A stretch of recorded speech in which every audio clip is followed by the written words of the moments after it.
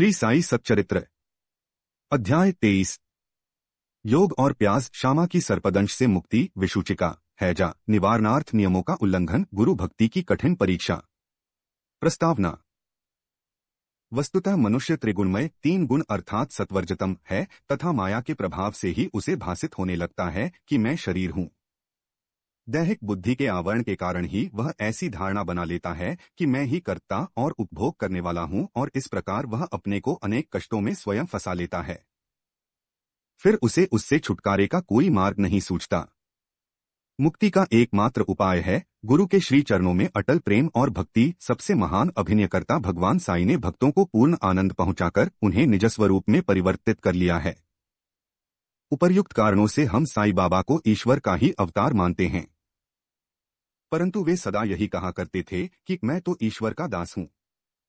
अवतार होते हुए भी मनुष्य को किस प्रकार आचरण करना चाहिए तथा अपने वर्ण के कर्तव्यों को किस प्रकार निभाना चाहिए, इसका उदाहरण उन्होंने लोगों के समक्ष प्रस्तुत किया। जो जब जड़ और चेतन पदार्थों में ईश्वर के दर्शन करता हो उसको विनयशीलता ही उपयुक्त थी। उन्होंने किसी की उपेक्षा या अनादर नहीं किया। वे सब प्राणियों में भगवत दर्शन करते थे। उन्होंने यह कभी नहीं कहा कि मैं अनल हक सोहम हूं। वे सदा यही कहते थे कि मैं तो यादे हक दासोम हूं। अल्लाह मालिक सदा उनके होठों पर था। हम अन्य संतों से परिचित नहीं हैं और न हमें ज्ञात है कि वे किस प्रकार आचरण किया करते हैं अथवा उनकी दिनचर्या इत्यादि क्या है। ईश कृपा से केवल हमें इतना ही ज्ञात है कि वे अज्ञान और बद्ध जीवों के निमित्त स्वयं अवतीर्ण होते हैं। शुभ कर्मों के परिणामस्वरूप ही हम में संतों की कथाएं और लीलाएं श्रवण करने की इच्छा उत्पन्न होती है, अन्यथा नहीं। अब हम मुख्य कथा पर आते हैं। योग और प्यास। एक समय कोई एक योगाभ्यासी नाना साहेब चांदोरकर के साथ शिरडी आया।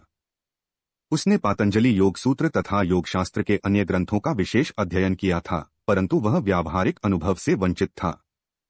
मन एकाग्र न हो सकने के कारण वह थोड़े समय के लिए भी समाधि न लगा सकता था। यदि साईं बाबा की कृपा प्राप्त हो जाए तो उनसे अधिक समय तक समाधि अवस्था प्राप्त करने की विधि ज्ञात हो जाएगी। इस विचार से वह शिरडी आया और जब मस्जिद में पहुंचा तो साईं बाबा को प्यासित रोटी खाते देख उसे ऐसा विचार आया कि यह कच्ची प्याज सहित सूखी रोटी खाने वाला व्यक्ति मेरी कठिनाइयों को किस प्रकार हल कर सकेगा। साईं बाबा अंतर्ज्ञान से उसका विचार जानकर तुरंत नाना साहेब से बोले कि ओ नाना, जिसमें प्याज हजम करने की शक्ति है उसको ही उसे खाना चाहिए, अन्य को नहीं। इन शब्दों से अत्यंत विस्मित होकर योगी ने साईं चरणों में पूर्ण आत्मसमर्पण कर दिया। शुद्ध और निष्कपट भाव से अपनी कठिनाइयां बाबा के समक्ष प्रस्तुत करके उनसे उनका हल प्राप्त किया और इस प्रकार संतुष्ट और सुखी होकर बाबा के दर्शन और उदी लेकर वह शिरडी से चला गया। श्यामा की सर्पदंश से मुक्ति। कथा प्रारंभ करने से पूर्व हेमाडपंत लिखते हैं कि जीव की तुलना पालतू तोते से की जा सकती है, क्योंकि दोनों ही बद्ध हैं।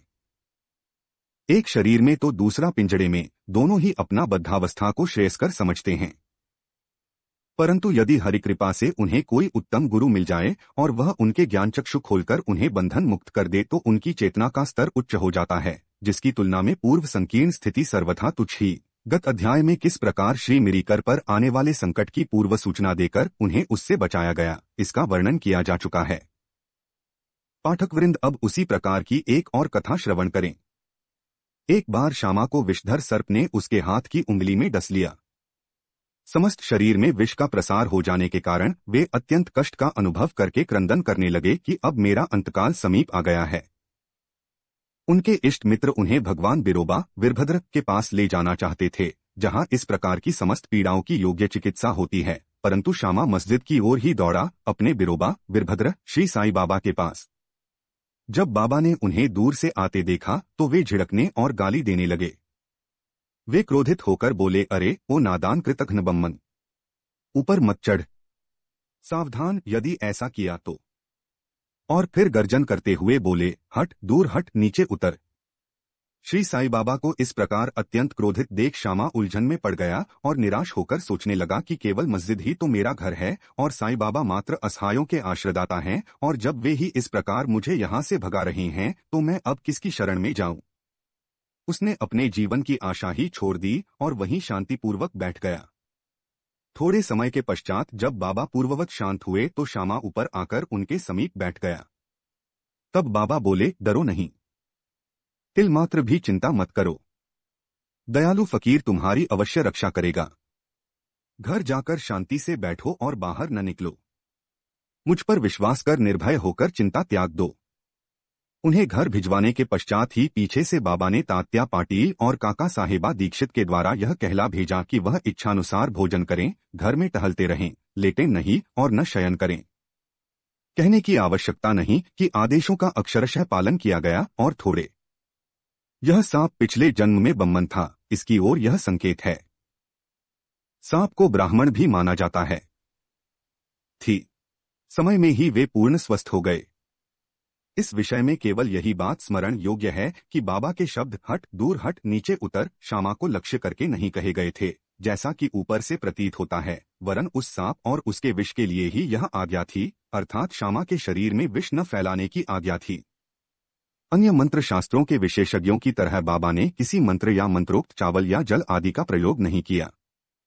इस कथा और इसी प्रकार की अन्य कथाओं को सुनकर साईं बाबा के चरणों में यह दृढ़ विश्वास हो जाएगा कि यदि मायायुक्त संसार को पार करना हो तो केवल श्री साईं चरणों का हृदय में ध्यान करो। हैजा महामारी विषुचिका। एक बार शिरडी विषुचिका के प्रकोप से दहल उठी और ग्रामवासी भयभीत हो गए। उनका पारस्परिक संपर्क अन्य गांव के लोगों से प्रायः समाप्त सा हो गया।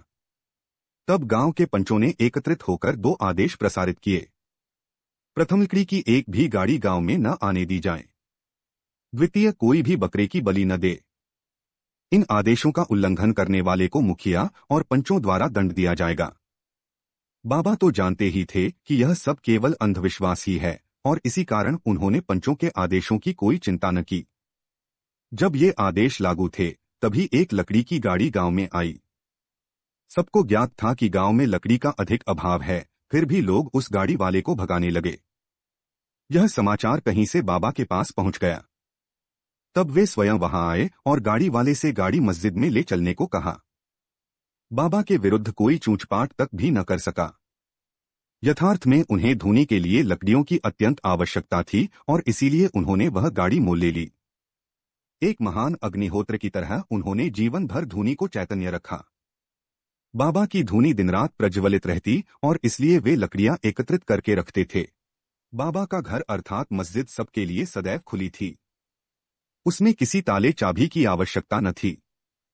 गांव के गरीब आदमी अपने उपयोग के लिए उसमें से लकड़ियां निकाल भी ले जाया करते थे, परंतु बाबा ने इस पर कभी कोई आपत्ति नहीं की।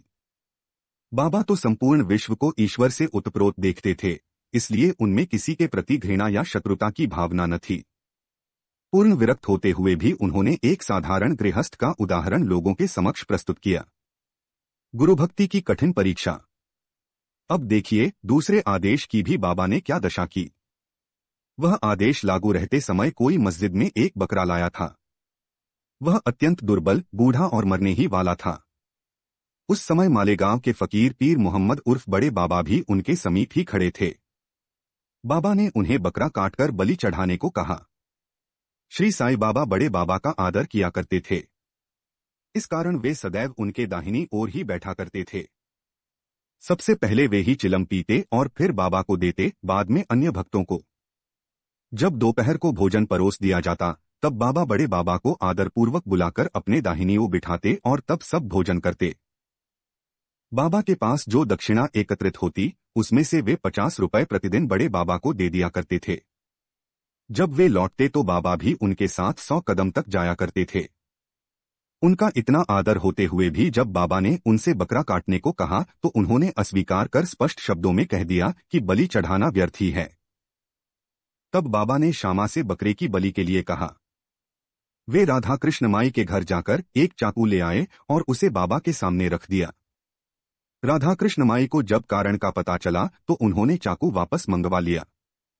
अब श्यामा दूसरा चाकू लाने के लिए गए, किंतु बड़ी देर तक मस्जिद में न लौटे। तब काका साहेब दीक्षित की बारी आई। वह सोना सच्चा तो कसौटी पर कसना भी अत्यंत आवश्यक था। बाबा ने उनसे चाकू लाकर बकरा काटने को कहा। वे साठेवाड़े से एक चाकू ले आए और बाबा की आज्ञा मिलते ही काटने को तैयार हो गए। उन्होंने पवित्र ब्राह्मण वंश में जन्म लिया था और अपने जीवन में वे बलिकृत्य जानते ही न थे। यद्यपि हिंसा करना आय निंदनीय है, फिर भी वे बकरा काटने के लिए उद्यत हो गए। सब लोगों को आश्चर्य था कि बड़े बाबा एक यवन होते हुए भी बकरा काटने को सहमत नहीं हैं और यह सनातन ब्राह्मण बकरे की बलि देने की तैयारी कर रहा है। उन्होंने अपनी धोती ऊपर चढ़ा फेंटा कस लिया और चाकू लेकर हाथ ऊपर उठाकर बाबा की अंतिम आज्ञा की प्रतीक्षा करने लगे। बाबा बोले, ठहरो, तुम कितने दुष्ट हो। ब्राह्मण होकर तुम बकरे की बलि दे रहे हो। काका साहेब चाकू नीचे रखकर बाबा से बोले, आपकी आज्ञा ही हमारे लिए सब कुछ है, हमें अन्य आदेशों से क्या। हम तो केवल आपका ही सदैव स्मरण तथा ध्यान करते हैं और दिन रात आपकी आज्ञा का पालन किया करते हैं।